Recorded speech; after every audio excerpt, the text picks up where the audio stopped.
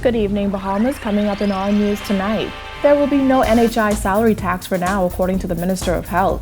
Residents in Abaco are complaining about a trash problem. Residents over in Great Harbour Key says the economy is thriving.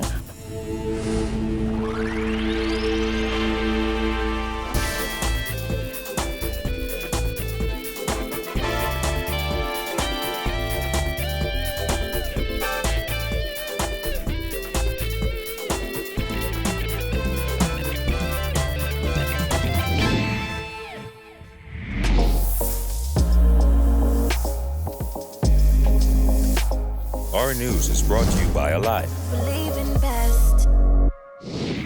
Good evening, Bahamas. Welcome to our News Weekend edition. I'm Georgia Bain, topping news tonight. Analysis of the 2019-2020 budget's draft estimates have revealed that the Ministry of Health projects that it will more than triple its collection of public health care fees. Health Minister Dr. Dwayne Sands says that the figure is based on officials enforcing payment policies. Our Jasmine Brown reports. According to the 2019-2020 budget, projected revenue for public health care fees is $1.2 million. That's up from the $373,000 projected in the 2018-2019 fiscal year. The health minister explained the projected increase. So even as we cut waste and improve efficiency, it is likely that we are going to have to increase collection of gazetted fees. Matsan says in order to increase the fees, they will have to strengthen their collection efforts. We'll see what we're able to do in terms of actual collections over the upcoming fiscal year. The health minister said an increase of fee collection will help when it comes to decreasing the deficit in the public health care system. However, he admits they cannot collect from everyone. Certainly, the position of the Ministry of Health remains the same, that if somebody is unable, for those who are destitute, for those who are struggling in order to make ends meet, nobody's going to be denied care in our facilities. However, there are a number of persons who are indeed able to pay the gazetted fees, which are legally mandated, the same way that people are mandated to pay stamp tax, the same way they're mandated to pay real property tax, etc. The law stipulates that you should pay for certain healthcare services. The PHA lost $9 million in the first quarter of 2017 and anticipates a $50 million deficit in this current fiscal year. Sands has in the past also spoken about increasing the fees to help cover the growing cost of healthcare. In May, he said the new fee structure would lead to as much as $40 million in annual revenue for the public healthcare system. The upcoming budget debate will reveal if officials will go ahead with plans to increase the fees in the upcoming fiscal year. Reporting for our news, I'm Jasmine Brown. Thanks, Jasmine. Well, one community activist in Abaco is blasting the Marsh Harbor Police Station after he says that garbage has been piling up in the station's yard for over a month. Our Jared Higgs tells us more. This is my police station. Look at it. Police cars just would park on it. Look here, all up in there. They ain't empty for months, weeks. This video, taken by Abaco community activist Kay Mills back on May 29th, shows overflowing trash in the yard of the Marsh Harbor Police Station.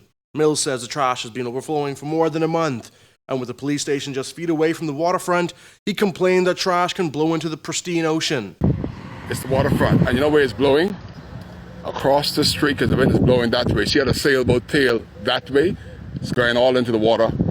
Officer in charge of the Marsh Harbor Police Station, Chief Superintendent Kevin Mortimer, declined to comment when contacted by Our News. Mills criticized the police force in Abaco for not communicating more effectively with other community stakeholders. If the police was in good sync with the community, they would ask the Dunderstown Town Committee, the Marsh Harbor Town Committee, or the Murphytown Town Committee, when you all passing, could you all please pick up the garbage here? That is community policemen. But because they don't work with us, no shame. Reaction to the video was mixed on social media. Some commenters slammed the police officers in charge of the station, while others criticized Mills, with some suggesting he should pick up the trash himself. I just could do these videos forever, and it's an international disgrace. Trust me on this one, this is a disgrace. I like doing these kind of videos. Look in the back here. And you know what? It's over, Rom. It's over. It's a disgrace.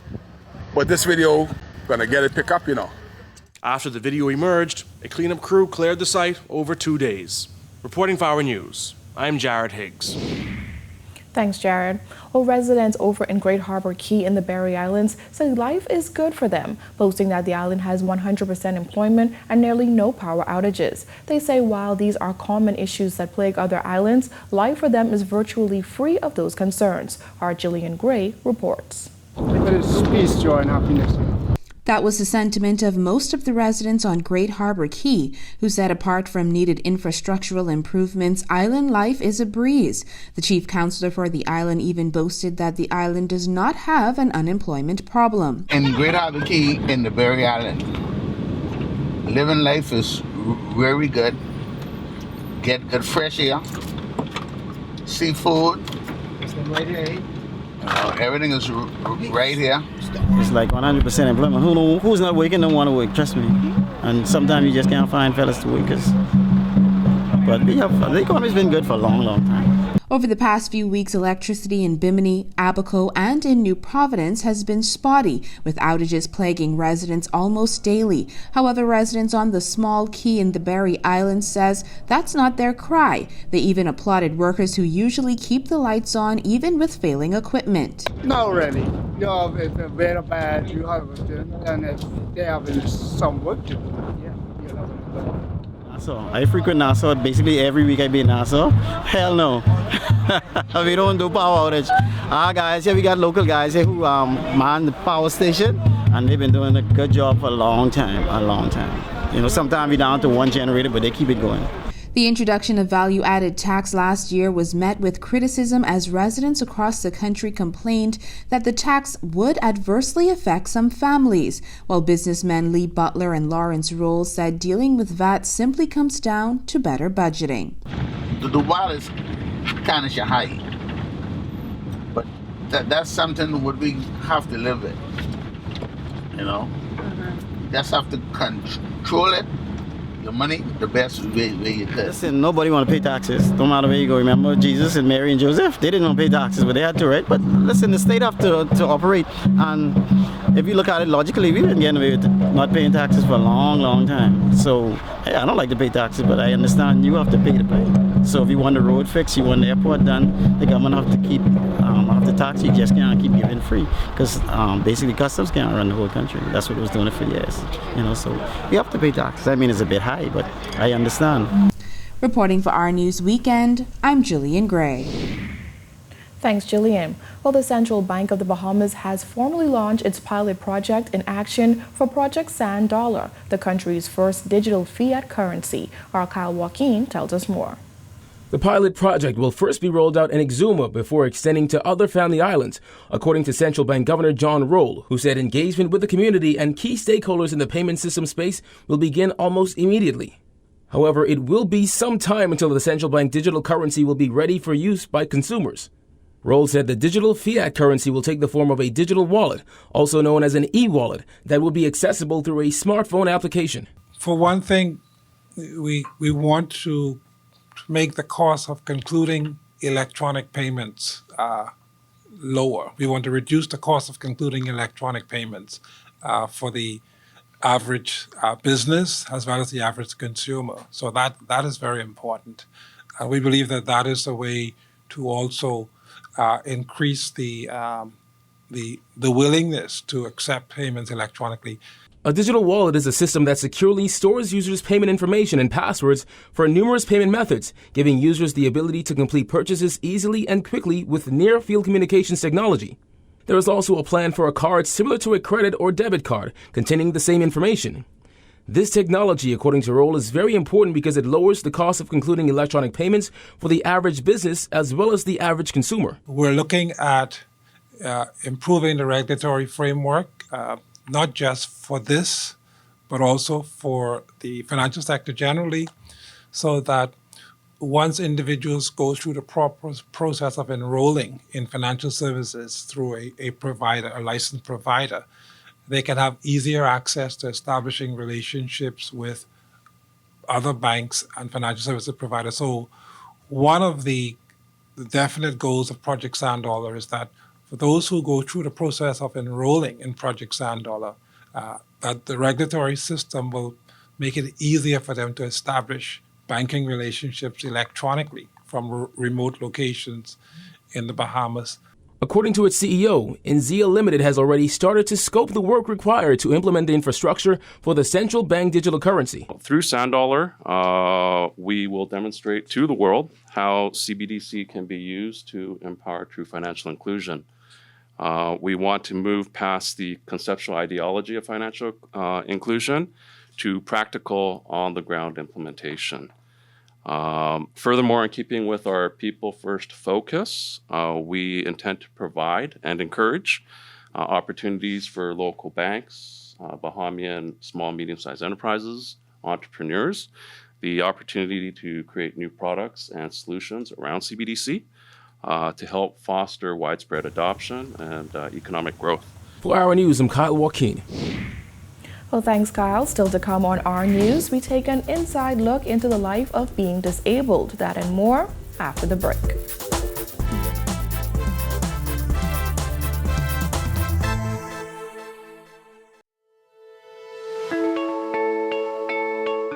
My name is Monique Linton. I am the owner of Custom Creations 242. Alive is my network provider, and I've been with them since inception. I started with the prepaid plan, and I am now on the corporate plan. As a small business owner, I think having reliable telecommunication services is so important. For my business in particular, I am the production person, I am sales and marketing, customer service, I pick up supplies, I drop off products, and in all those cases, I need to still be able to connect with my clients. With Alive, I'm able to do that. I'm able to engage my clients. I don't have to hire someone just to man a telephone. Wherever I am, my business is with me. My name is Monique Linton, and I believe in best. Genius. Genius. Wicked genius. You, that with so little could achieve so much. Knowing how to calculate the dimension of that helium-filled balloon, successfully lowering the gravitational pull on the pacifier, so you could enjoy your KFC family bucket, filled with 8 pieces of freshly prepared chicken, large fries, and 4 biscuits, and all for only $20 including VAT. More for less. KFC Nassau, it's finger-licking good. Phone is good. Internet is good. TV is good. But why just pick one thing when you can have everything with Tria?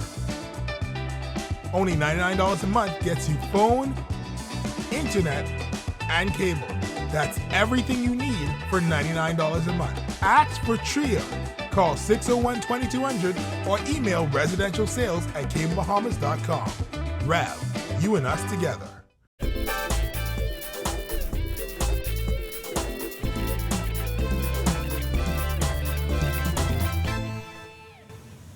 Have you ever driven past an old folks' home and thought to yourself, how do those people end up there? Well, our news team spoke to a resident of the Good Samaritan home to get his take on daily life. The Good Samaritan home in Yellow Elder Gardens is home to over 30 elderly persons, some rescued from the streets and some left there by family members who can no longer provide full-time care for them. On the porch of the home is where we met a man who identified himself only as Mr. Damas. Though his voice is still strong, Mr. Damas is now blind in both eyes and wheelchair-bound after losing his leg and his sight to diabetes. Mr. Damas described the last 4 years of his life as a series of unfortunate events that have landed him on the front porch of the Good Samaritan home. He told us a little bit about his story. After that situation occurred with my health, I could not support my mortgage and my expenses. And then what had happened is I had a mortgage that was due to my illness was overwhelmed. Scotia actually took it upon themselves to say no, they don't want to grant me any sympathy to let me get myself together. After the foreclosure of his home, keeping up with his health became increasingly difficult. I lost my leg, I lost my sight. My leg was actually amputated because of a mishap trying to groom myself, clean up myself, and negligent to taking care of the little wound that I had. And then my sight was lost due to the diabetes. I had a cataract that was guaranteed to be removed by a certain doctor on Village Road. And he failed to follow up after the surgery. And scar tissues grew over my pupil. Now living his life with multiple disabilities, Damas now says that he is clinging to his faith to keep him through the difficult times. I am a Seventh-day Adventist Christian, and I believe and trust in God. And my faith has found a resting place, not in a man-made creed. And that's how my strength is maintained. I go to a place called BBN. I'm a member of the Good News by membership, but I'm a brethren and a member, a secured member of the BBN. And they really reach out to me. They keep my spirits high. Damas said he is now accepted that life at the Good Samaritan home may be best for him, as he doesn't want to be a burden to his wife and his kids. Well, when our news comes back from the break, the Grand Bahama Coalition of Unions voices several concerns. That and more after the break.